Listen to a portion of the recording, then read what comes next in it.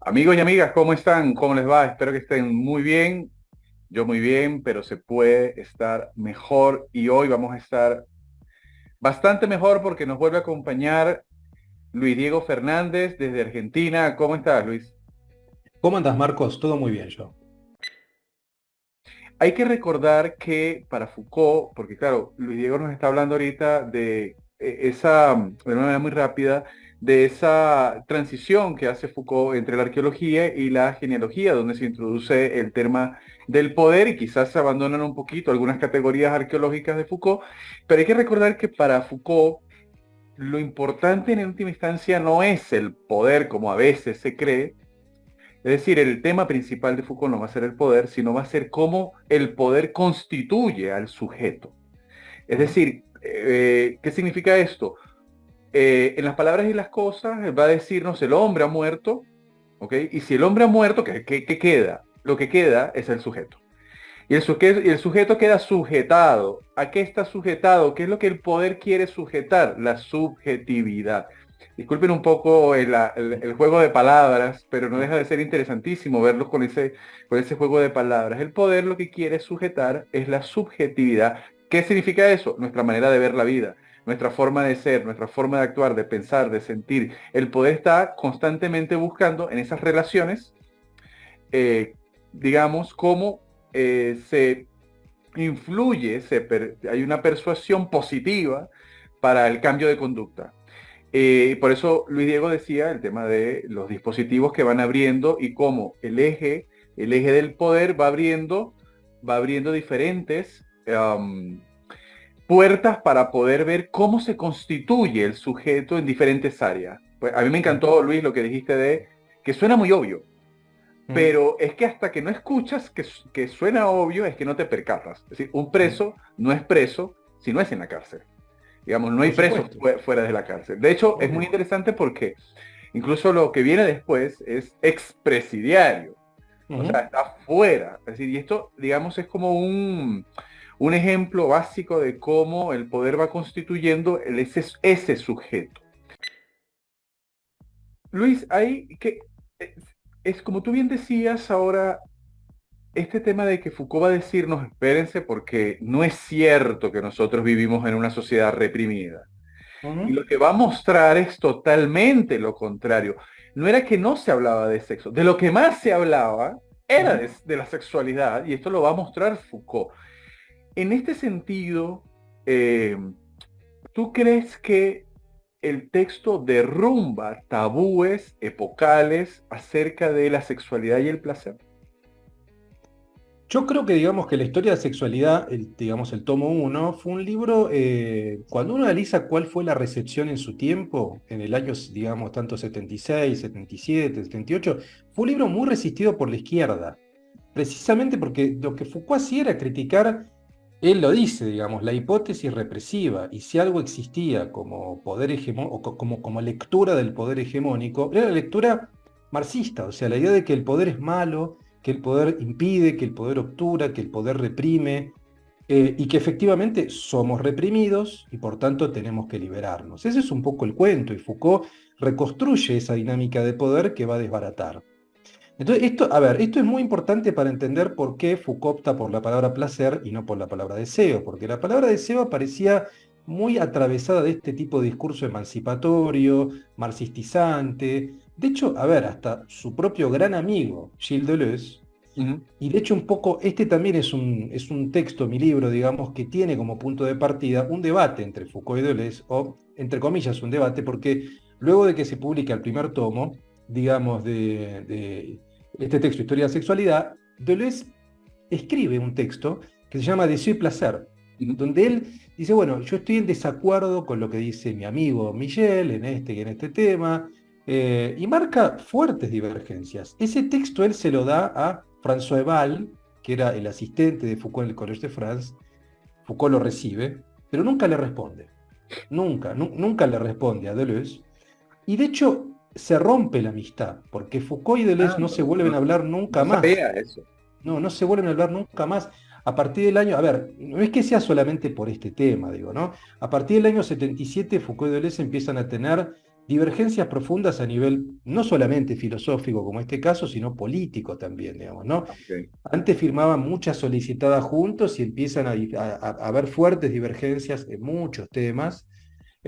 Si vos querés, Deleuze tenía posiciones más a la izquierda que Foucault en muchas materias. Entonces, hay muchos puntos que están en crisis ahí. Y no se vuelven a hablar hasta que Foucault muere en el año 84, ¿no? Ahora, ese texto de Deseo y Placer, que es muy interesante, que lo pueden encontrar en, digamos, tanto en los compilados de Deleuze como... Yo creo que es un texto que circula online porque se hizo bastante conocido. eh, un poco postula estas dos diferencias, ¿no? O sea, el placer versus digamos, el deseo. Para Deleuze, placer es una palabra complicada, al revés, porque el placer implica una corporidad, implica una territorialización, y toda la Mm. filosofía, digamos, de Deleuze es lo contrario, es una suerte ¿cómo decirlo? Digamos, como una promoción de la desterritorialización. Lo que busca Deleuze es que las líneas de fuga, como él le llama, proliferen, digamos, ¿no? Es una filosofía del movimiento, la de Deleuze. Mientras que la de Foucault es una filosofía del cuerpo, es una filosofía Mm. anclada, es una filosofía física, digamos. Hay muchas diferencias. Entonces, obviamente, digamos, lo que sucede es que, así como a Deleuze le hace ruido el término placer, porque lo ve muy anclado en la corporeidad, en la singularidad, porque cuando uno habla de placer, habla de un placer personal o un placer puntual que tiene que ver con la sexualidad, con la gastronomía, con lo que sea, mientras que el deseo, según lo entendía Deleuze, tenía que ver con un deseo productivo que no cesaba de moverse, que no cesaba de fugar, que atravesaba las subjetividades, pero no se quedaba en ninguna, digamos, ¿no? Bueno, es un tema, digamos, como complejo, pero me parece que ahí esa es una de las, digamos, como los ejes para entenderlo. Entonces, un poco en esta discusión con Deleuze, Foucault buscaba lo contrario. O sea, Foucault buscaba defender ese término que sigue siendo un término desprestigiado, sigue siendo un término que los psicoanalistas no consideran tanto, digamos que la psicología deja de lado. Y el placer para Foucault era lo que debía crearse. Por eso yo le puse creación del placer a mi libro, digamos, porque el placer es algo que se crea. Ahora, ¿qué quiere decir crear un placer? Esta es un poco la pregunta, ¿no? Crear placeres, ¿qué? ¿Qué es exactamente eso? Y eso tiene mucho que ver con la ética de Foucault, que es, si vos querés, lo que él desarrolla más bien al final de su vida, en la década del 80, en los tomos 2 y 3 de la historia de la sexualidad, que sale en el 84, muy poco antes de que él muera, y también en conferencias que él dio en Estados Unidos en la década del 80, en Berkeley, en California. Trabajaba mucho esta cuestión que él, digamos, en verdad hablaba de estética de la existencia, ¿no? O incluso de la filosofía como arte de vivir, digamos, ¿no? Ujú. Esa idea básicamente tiene que ver con la creación, ¿no? Con una ética no tanto en términos de código, como una ética en términos normativos, digamos, que Bien. te marca Lo moral. lo exactamente, eso que está prohibido y eso que está permitido. No, no es esa relación, sino más bien una ética de la forma, no de la norma, no de lo normativo, sino una ética de la forma. Y un poco los griegos, y por eso él vuelve a la Mm. antigüedad, se regían por este tipo de ética. O sea, una estética de la existencia es una ética de la forma, donde el placer no es un problema, donde el placer es algo que puede ser creado, pero tiene que ser gobernado. Entonces, Ujú. el tema es gobernarlo y no dejarse gobernar por él, ¿no? Entonces, en ese marco es interesante esa vuelta de Foucault a la antigüedad, yo creo. Lo que tú decías, con el tema en que incluso él va a abordar el gobierno de sí y el gobierno de los otros, ¿Mm? donde, digamos, el placer no puede tener exceso. Digamos, ¿Mm? tengo que yo gobernar el placer y no que el placer me termine gobernando. Ujú. Sí.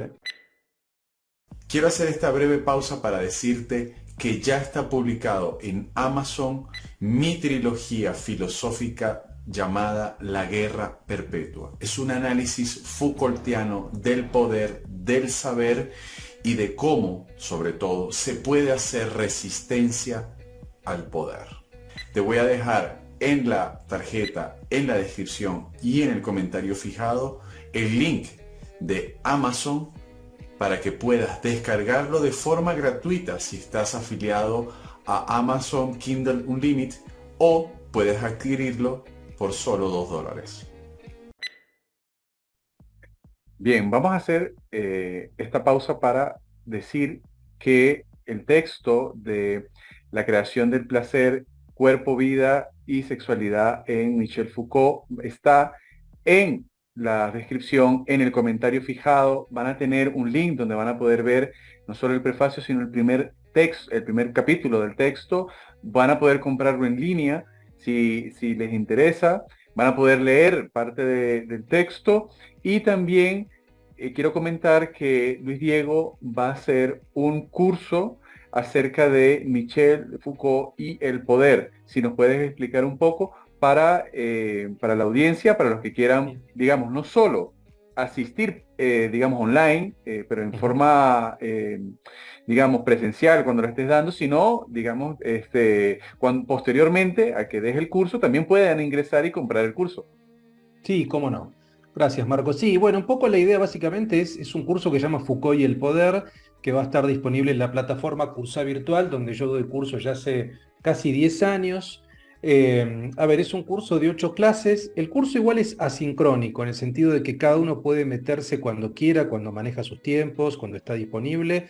La idea básicamente del curso es que se va a subir una clase más o menos de 1 hora de duración por video por semana, más un material escrito que yo escribo especialmente, más archivos en PDF disponibles que también voy a poner, más un foro interactivo donde todos dialogamos, digamos, en ese foro interactivo. Esto se sube una vez por semana, digamos, son 8 clases, por lo tanto el curso va a durar 2 meses, ¿no? Esto arranca este 19 de enero de 2023, comienza el curso, así que pueden inscribirse, yo les puedo dejar, o si vos querés, puedo dejarle abajo el link para que se sumen, para que se prescriban, digamos. Ahí tienen todos los datos de todo el programa en detalle, los textos que vamos a ver, clase a clase, condiciones de inscripción, cuánto cuesta, el costo, etcétera, etcétera.